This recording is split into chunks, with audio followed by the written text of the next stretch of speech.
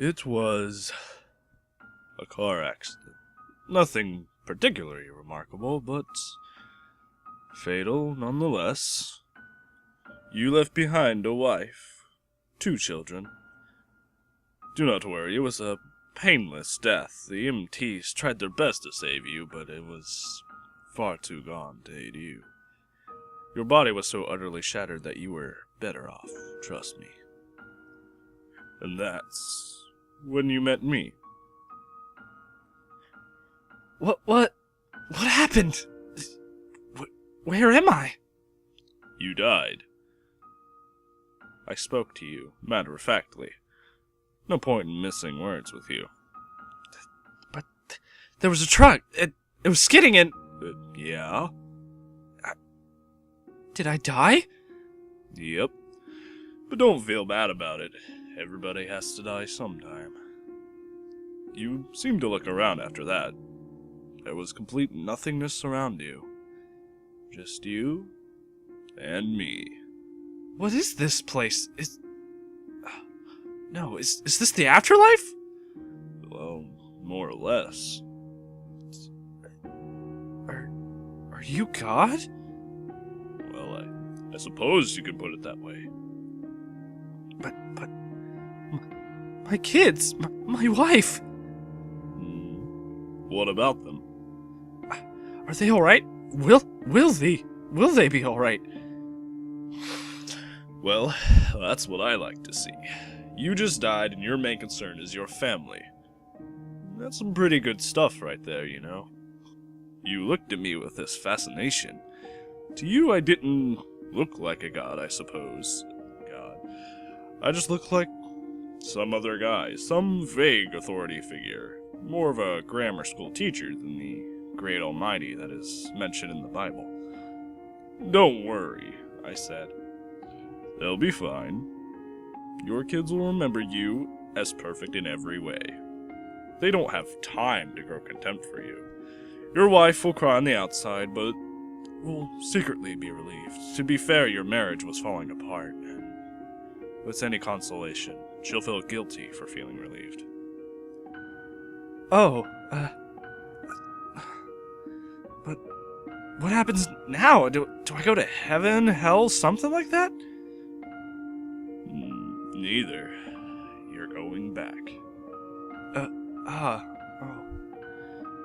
So the Hindus, they were right. Well, all religions are right in their own way. Walk with me. You followed as we strolled into the void. What? Where are we going? Well, nowhere in particular. It's just nice to walk while we talk. So what's the point then?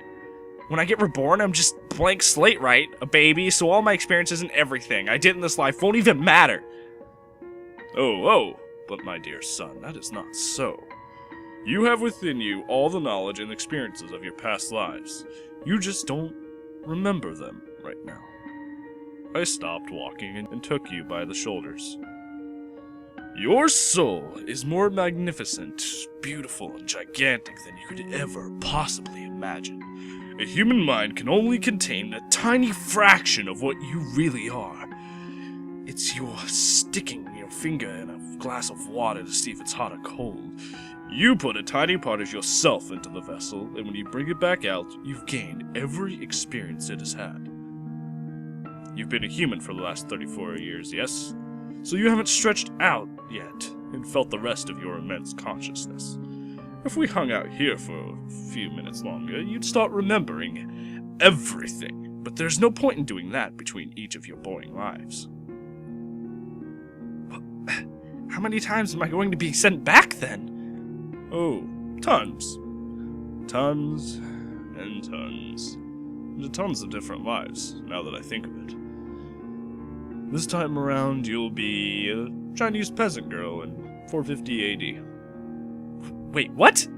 You're sending me back in time? Well, I suppose, if you're gonna get technical about things. Time as you know it only exists in your universe. Things are different where I come from. Well, where do you come from? Oh, sure.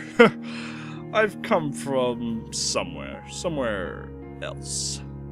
There are others like me. I know you'll want to know what it's like there, but honestly, I doubt you'll ever grasp the concept.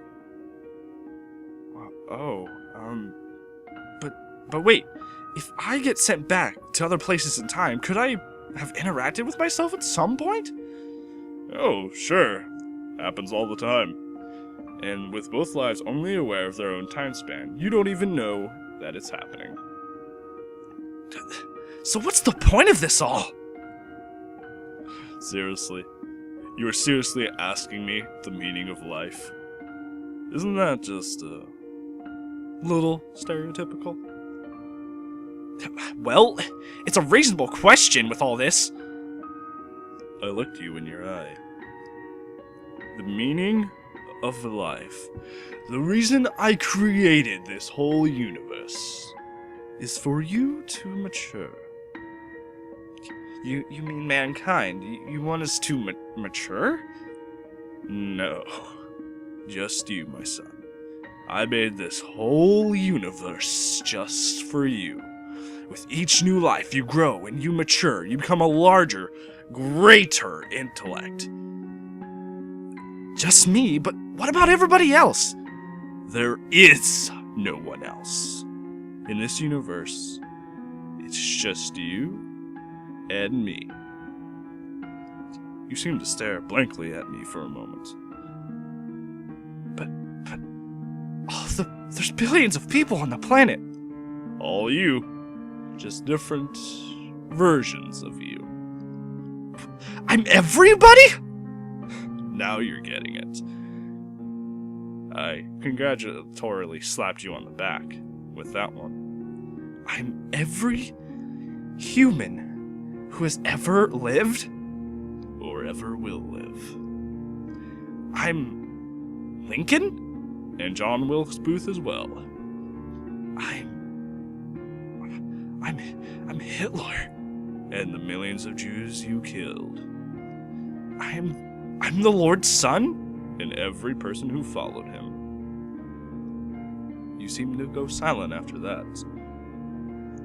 Every time you have victimized someone, it was only you victimizing yourself. Every act of kindness you've done for your own benefit. Every happy or sad moment you have ever experienced by any human was or will be experienced by you.